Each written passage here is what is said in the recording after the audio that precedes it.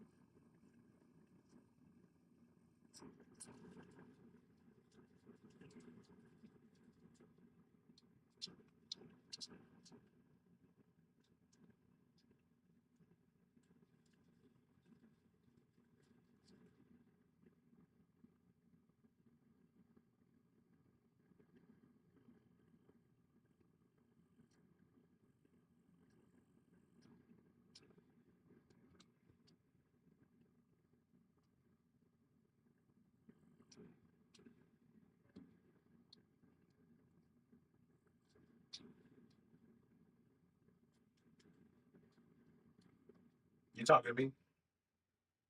Huh?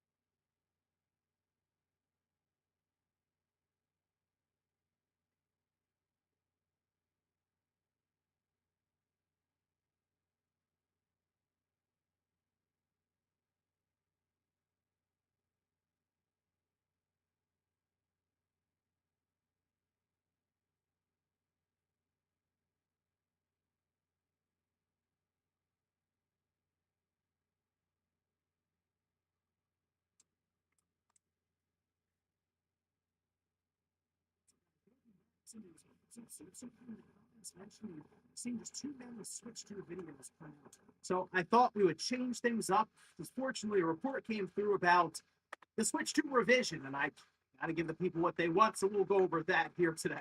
Also, we are going to be talking about the $80 game, which has been very controversial online to say the least, and now a certain CEO decided to chime in when they absolutely should not have. And then we also have to talk about Doom Dark Ages. People have been concerned around some of its performance since launch in terms of sales.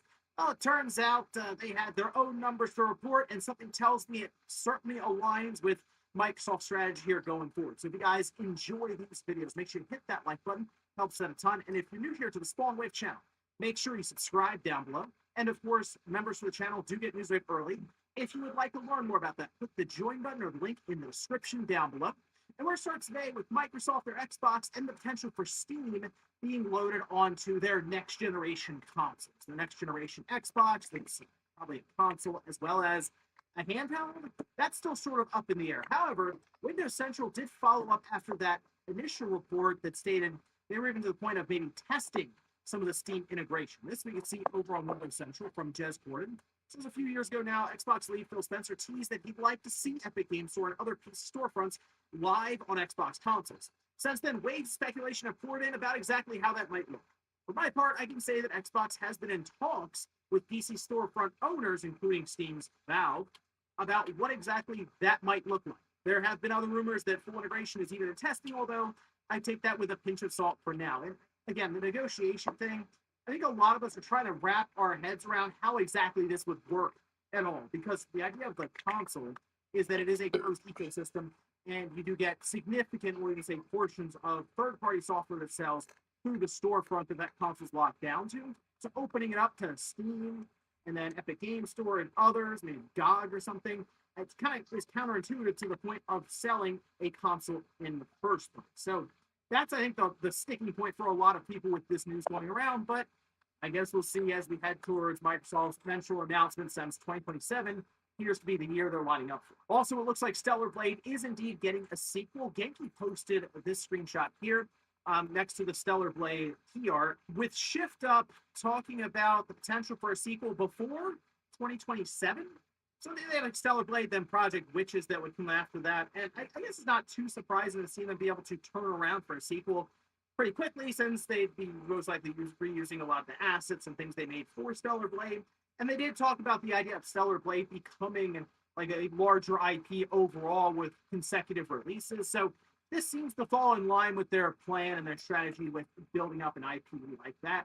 And in general, for Shift Up, it was a big release and what it can do here in the larger, we'll say, AAA gaming space. So I'm curious to see what a sequel will look like here and what ideas they would decide to build on and what new ones they would introduce, apparently ahead of 2027. Oh, and we had talked previously about the idea of Hotel Dusk making some sort of return after the Arc System Works leak that got out there. It seemed like they were preparing a game for later on this year, and some were tying it to the potential of Hotel Dusk after, of course, them doing another Code Recollection. Well, we can see this is posted up over on BGC, who says a new trademark was filed on May 9th for Hotel Dusk Room 215. Powering options for the Sony A7S III and A7 IV go well beyond the original battery that comes with your camera, the LCD screen brightness, inputting the camera booth and control with smartphone. The stock NPF-Z 100 battery pack can film for about an hour to 90 minutes of continuous recording, depending on your frame rate. If you're not recording the whole time, you can extend that 4K 24 frames per second from 90 minutes to about 100, 120, while 4K will be 60 or 120 will be closer to an hour. It's good battery life, but not as great as possibly can be. The next kind of powering option is a pretty common one, and that is to use a USB power bank here. There are some catches here though. You will need a 9-volt, 3-amp power delivery, build a bit of a rig with a battery, and if about new batteries, you'll have all the inputs you need to. The cheaper batteries are great if you have female plates that you can have all the inputs you need. The battery itself has a D-tap and USB port, and most other plates have another D-tap, so you could run your camera with a dummy battery to D-tap, your monitor to a D-tap, and your audio recorder to the USB port, I've done this before and it's worked out great. However, I'm going to be moving around and there's a chance of accidentally snagging a power cable from my camera. I will use this second battery, which is much more expensive than these ones. And there's a good reason why. The Nano 2 has a 9-volt, 3-amp USB-C power delivery port on top that can power the A7 IV or the A7S3 as long as this battery has power. The benefit here is that you can leave a battery in your camera too. So if the power from this battery gets interrupted, your camera keeps recording no problems since you have the original battery in your camera. If you use a dummy battery or a DTAP battery, if the power gets interrupted from your camera to the battery, the file will probably corrupt if you're recording. This is a huge benefit for this battery. It's more expensive, but if I will be moving around, I will always take this battery around with me.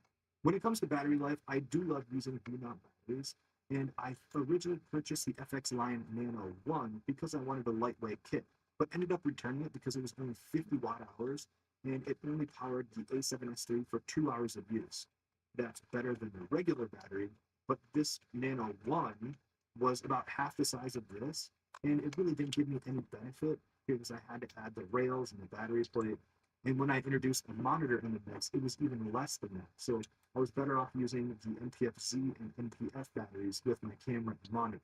I returned the Nano 1 and bought the Nano 2, and the Nano 2 is a 98 watt battery, and it powered my A7 IV for 8 hours of 4K 24 frames per second video, and I still had 25% battery left at the end of the shoot. Powering the Ninja and the camera will affect the battery life down to 5 hours in my test, which is still plenty enough for me to run off of one V-mount battery. The battery is pretty expensive though. It costs $299, but it is a unique thing because most V-mount batteries do not have this strong USB-C power delivery port. The Power Extra 95 watt-hour battery is similar if you're using a DTAP battery. It's great if you want to save some money and don't mind using dummy batteries.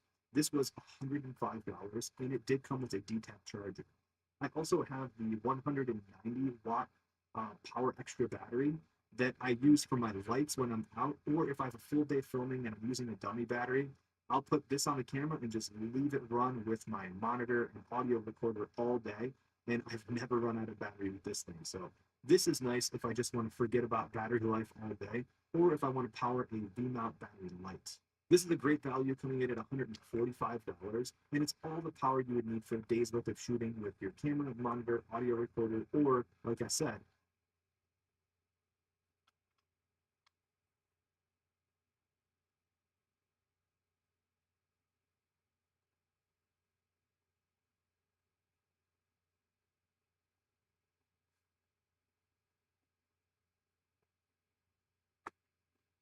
If you need to power your Sony FX30, FX3, A7 IV for more time than a single FZ100 battery would provide for those long video recordings, then you certainly have a few options. One of the more popular methods is using an external V-mount battery with a battery mounting plate and probably a larger rail or rig system to hold that larger V-mount battery, and then using a dummy FZ100 battery in the camera itself, which of course connects to and is powered entirely from that external V-mount battery, either via a DTAP port or DC port on the battery or the battery plate itself. Or you can also use smaller Sony L series or NPF style batteries and plates with DTAP or DC output ports, and still also using a dummy FZ100 battery in the camera. Or of course, you could even get an extended camera grip that holds 2 batteries, although this option is less common for video-centric cameras and often used more by photographers and for photo needs, but it's still an option for longer-term power for some mirrorless and DSLR cameras. So yes, there are several ways to get long-term power, but for my use case, I don't like most of those options in their entirety for Sony cameras. So I use the following method, as it's pretty much the way Sony and most modern camera brands have designed their cameras to operate the best. And that's first by always keeping an actual Sony FZ100 battery in the camera, and then using the USB-C port on the FX30 to provide an additional external power source via USB-C power delivery to the camera. And that additional external source can be anything from a USB-C AC power brick that plugs into the wall, like this Anker GAN Prime 735 brick, Or if I need to be more mobile, I've been using NPF battery plates with a USB-C power delivery output port on the plate, and of course, any size NPF battery. But you can still use an external, larger V-mount battery and battery plate system that has a USB-C power delivery output port on the battery, or of course on the V-mount plate. But I've been using these smaller NPF batteries and plates because it just works better for a lot of things I do. The batteries are smaller and can fit in more places in my bag. But it's very important to remember that any of these external USB-C power methods must be able to provide power delivery, which is a specific term, and I'll talk about that more in just a second. But using this method of battery in the camera plus external power delivery via the USB-C port means I can always disconnect or hot swap out those external power sources without interrupting the camera's operation. So even while recording, I can just remove that external battery that might be getting low and put in a fresh one and keep on rolling for pretty much constant endless power.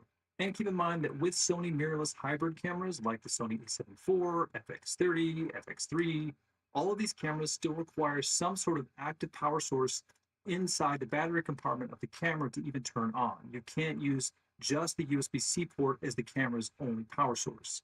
That active power source in the battery compartment can come from an actual, FZ100 battery, or it can come from a dummy battery as long as that dummy battery is connected to an active external power source like AC power or to a battery outside of the camera.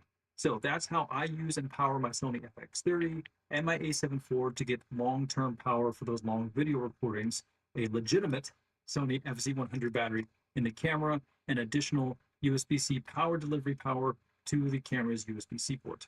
And I definitely recommend using this method over using any sort of dummy battery in the camera, and I'll go into why a bit later. But real quick, I want to dig a little deeper into USB-C power delivery because it's important to remember that power delivery, those two words together, power delivery, or PD for short, are specific terms that mean the USB-C output port on, say, your charging brick, your battery, or your battery plate can actually communicate with your receiving device and confirm what voltage your device needs. And then that power delivery device can actually provide the specific and often higher voltage and overall power needs to your receiving device. But the best part is that it also means the USB-C power delivery device can't send too much voltage, so it's a smart method that will save you from frying your equipment from overvoltage. And I'm talking about overvoltage protection to the camera's USB-C port, not the battery compartment port. There are some USB-C to FZ100 dummy battery cables out there. I have not tried those, so I do not know if those will protect anything. So when I'm talking about USB-C power delivery in this video, I do not know if those will protect anything. So when I'm talking about USB-C power delivery in this video, I'm talking about delivery to the USB-C port on the camera while always keeping a Sony battery in the camera with the battery door closed. So anyway, back to power delivery. Power delivery via USB-C can provide anywhere from 5 to 9 volts or 12 volts or up to 36, 48 volts or even more. And this is how most laptops and laptop chargers are working these days, being able to be powered by a USB-C port, cable, and proper power delivery charger, like almost every Apple laptop since about 2015, and lots of other brands as well. And from everything that I understand, the USB-C power delivery specification only uses USB-C shaped connectors and ports. And so the old school USB-A ports will supply some power, but they don't support power delivery standards. So you'll never get higher power delivery voltage or higher wattages from a USB-A port, which also means you can't just take a USB-A outlet port from a charging brick and use a USB-A to USB-C cable and expect to get the smart negotiation and higher voltages of power delivery that you will need for true constant backup power for your a7 IV or FX30 or other device. You can still use a USB power source with a lower voltage, like a power brick with just a USB-A port, even still converting that USB-A port to USB-C with a cable, but you'll typically only get a maximum of 5 volts and between 1 and 2.4 amps from those USB-A ports. Now, the Sony FX30 states that it needs either 9 volts and 2 amps or 9 volts and 3 amps of power delivery provided to the USB-C port on the camera for the camera to be able to use USB-C power without draining the internal battery at the same time.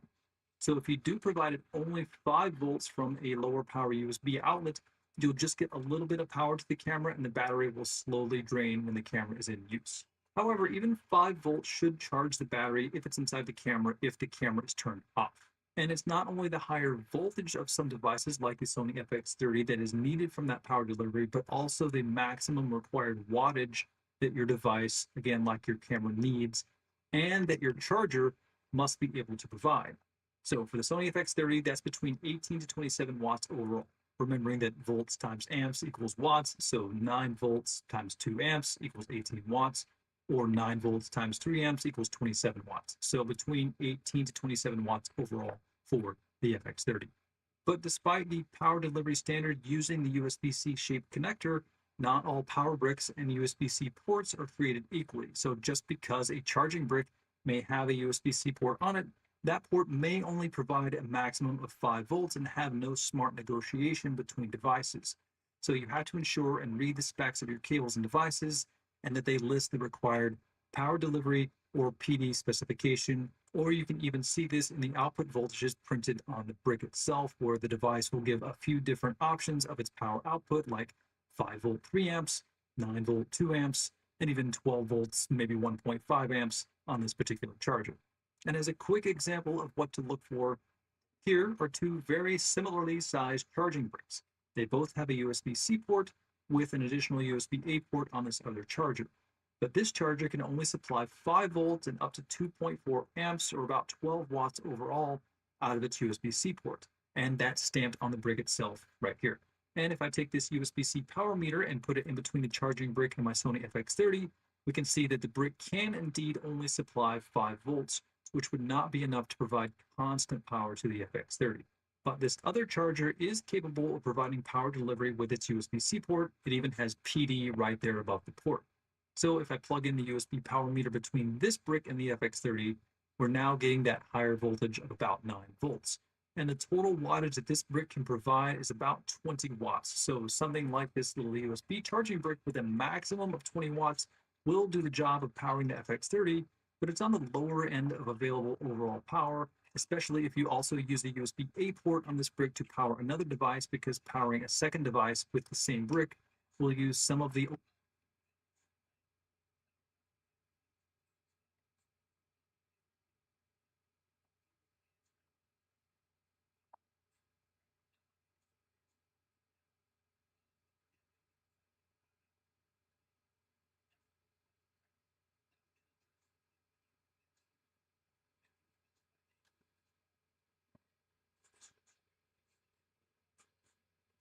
So today I want to have a little bit of a discussion. I think having, a way to essentially sell what is a digital piece of media is something that is pretty important, because, you might not want a game, or you might buy a game and you decide you don't like it. If you were to download that game from the Switch 2's eShop, you can't really do sort of refund policy.